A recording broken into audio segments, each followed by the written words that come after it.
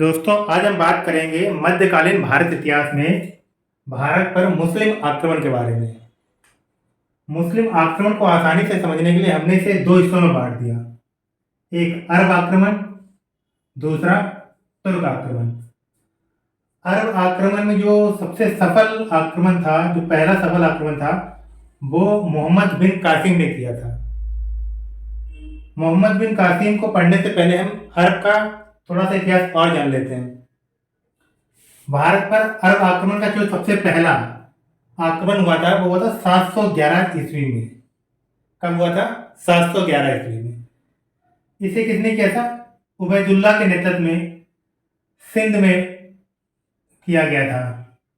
सर्वप्रथम 711 ईस्वी में उबैदुल्ला के नेतृत्व में एक अभियान सिंध भेजा गया, ठीक। किंतु उबैदुल्ला पराजित हुआ और मारा गया।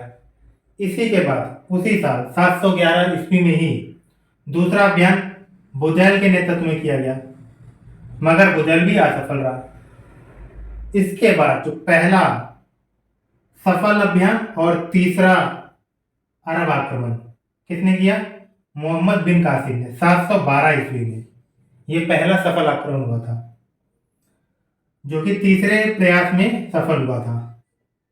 मोहम्मद बिन कासिम ने सिंध के शासक दाहिर को पराजित किया था। किसे पराजित किया था? दाहिर को। दाहिर युद्ध में मारा गया। मोहम्मद बिन कासिम ने 713 ईस्वी में ही, पहले कब तक? 712 ईस्वी, फिर अगली साल ही उसने मुल्तान पर भी आक्रमण किया और मुल्तान भी जीत लिया, ठीक है। इसके बाद क्या किया?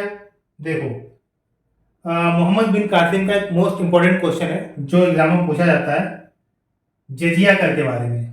तो सर्वप्रथम जजिया कर किसने लगाया था? वो था मोहम्मद बिन कासिम ने। भारत में सबसे पहले जजिया कर लगाया। जजिया कर किन पे लगाया गया था? एक गैर मुसलमानों पर लगाया गया था। इसमें, और ये क्यों लगाया गया था? ये सुरक्षात्मक कर था।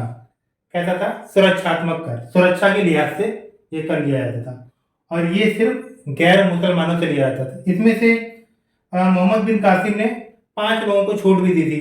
5 लोगों में कौन कौन थे? बच्चे, बूढ़े, औरत, विकलांग, ब्राह्मण। लेकिन इसके बाद जब फिरोज शाह तुगलक आया, कौन? फिरोज शाह तुगलक। तुगलक ने ब्राह्मणों पर भी जजिया कर लगा दिया। और जजिया कर के इतिहास में अकबर ने 1564 ईस्वी में जजिया कर को समाप्त कर दिया। जजिया कर समाप्त कर दिया गया।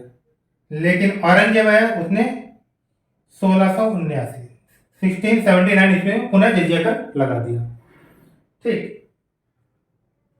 और इसे पूरी तरह किसने खत्म किया था? मोहम्मद शाह रंगीला ने। मोहम्मद शाह रंगीला ने इसे पूरी तरह खत्म कर दिया था। ये हो गया अरब आक्रमण की छोटे से हिंट। इसे अभी हम डिटेल में ही पढ़ेंगे। देखिए, दूसरी तरफ मैंने दूसरे हिस्से जो बांटा है वो तुर्क आक्रमण था।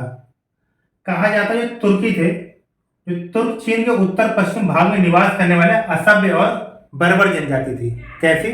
असभ्य और बर्बर जनजाति, ऐसा कहा जाता है, ठीक है।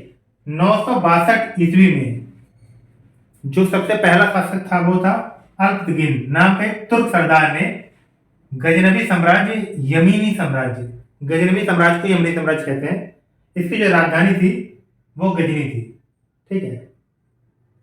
तो अल्पतगिन ने स्थापना की थी गजनी साम्राज्य की, या फिर कह सकते हैं यामिनी साम्राज्य, ठीक। देखिए, अल्पतगिन का शासन कब तक था? अल्पतगिन का शासन 962 ईस्वी से लेकर 977 ईस्वी तक था। इसने अपने शासन में क्या किया? इसने 1700 गुलामों को चुना। गुलाम एक तरीके से वो अधिकारी हुआ करते थे, नाम के लिए गुलाम थे। अल्पतगिन जो 1700 चुने हुए अधिकारी थे, उन्हें अलग अलग जगह पे नियुक्त किया। उसमें से एक गुलाम था सुबुक्तगिन। सुबुक्तगिन अल्पतगिन के बाद शासन में आया, ठीक है। देखो, अल्पतगिन के बाद सुबुक्तगिन शासक बना। सुबुक्तगिन का शासन काल क्या था? 1977 से 1997 ईस्वी, यानी कि 977 से 997 ईस्वी। इसने क्या किया? इसने भारत का पहला तुर्की आक्रमण किया था। किसने? सुबुक्तगिन ने, ठीक है। पहला भारत का तुर्की आक्रमण किसने किया? सुबुक्तगिन ने। सुबुक्तगिन ने 1986 यानी कि 986 ईस्वी में पंजाब के शाही वंश के शासक जयपाल पर आक्रमण किया। किस पर आक्रमण किया? जयपाल पर, और उसे पराजित किया। ठीक। सुबुक्तगिन के कितने? 2 पुत्र थे। कौन कौन से? अब्दुल कासिम महमूद और इस्माइल। जब सुबुक्तगिन की मृत्यु होती है तो इन दोनों में युद्ध होता है और इसमें अब्दुल कासिम मोहम्मद की विजय होती है। अब्दुल कासिम मोहम्मद जब उत्तराधिकारी के तौर पर विजेता घोषित होता है तब वो अब्दुल कासिम मोहम्मद गजनवी के नाम से शासन करता है। किस नाम से करता है? अब्दुल कासिम महमूद गजनवी। अच्छा, एक चीज और क्लियर कर देते हैं। ये जो अब्दुल कासिम महमूद गजनवी है, इसी को ही महमूद गजनवी के नाम से जाना गया, जिसने भारत पर 17 बार आक्रमण किया था। ठीक है। इसका जो शासनकाल था 1998 से लेकर 1030 ईस्वी था, यानी कि 998 ईस्वी से लेकर 1030 ईस्वी तक। देखिए, इसने 17 बार आक्रमण में पहला आक्रमण जो था वो 1000 ईस्वी से शुरू किया था और 1027 ईस्वी तक आक्रमण किया था। 1030 ईस्वी में मारा गया था। महमूद गजनवी ने 1000 ईस्वी से लेकर 1027 ईस्वी तक कुल 17 बार भारत पर आक्रमण किया। ठीक। गजनवी ने पहला आक्रमण 1000 ईस्वी में किया और पेशावर के कुछ हिस्से, पहला जो 1000वें ईस्वी में जो पहला आक्रमण किया था उसने पेशावर को लूटा था। पेशावर के कुछ हिस्सों को लूट कर ये वापस अपने देश लौट गया। ठीक है। फिर क्या हुआ? ये दोबारा आया। अच्छा, ये देखिए, महमूद गजनवी के कुछ हमारे प्रमुख अभियान यानी कि कुछ आक्रमण है, प्रमुख आक्रमण है। वैसे तो 17 बार आक्रमण किया था, लेकिन ये जो है ये कुछ प्रमुख आक्रमण है। पहला आक्रमण 1001 ईस्वी 1001-2 ईस्वी में राज्य कौन सा था? हिंदू शाही राज्य था, इसके राजा थे जयपाल। इस पर आक्रमण किया। ठीक। दूसरा मुल्तान में किया था 1005-6 ईस्वी में, मुल्तान पे आक्रमण किया, जिसके राजा थे अब्दुल फतेह दाऊद। कौन थे? अब्दुल फतेह दाऊद। इसके बाद देखिए एक और प्रमुख आक्रमण है 1008-9 ईस्वी में, ये भी हमारे हिंदू शाही राज्य पर किया था, जिसके राजा थे आनंदपाल। ठीक। इसके बाद थानेश्वर में अगला आक्रमण था 1012-13 ईस्वी में, जिसके राजा थे राजा राम। इसके बाद कन्नौज में आक्रमण किया। कहाँ? कन्नौज में। कन्नौज में कब किया? 1018-19 ईस्वी में, जिसके राजा थे राज्यपाल। इसके बाद प्रमुख आक्रमणों में आता है 1020-21 ईस्वी तक कालिंजर पे। कालिंजर के जो राजा थे विद्याधर थे।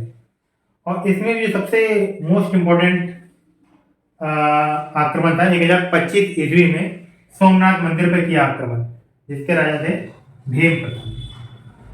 अधिकतर क्वेश्चन एग्जाम में ये वाला पूछा जाता है, सोमनाथ वाला, कन्नौज वाला, कालिंजर वाला, मुल्तान का, और पहला आक्रमण राजा जयपाल। ठीक है।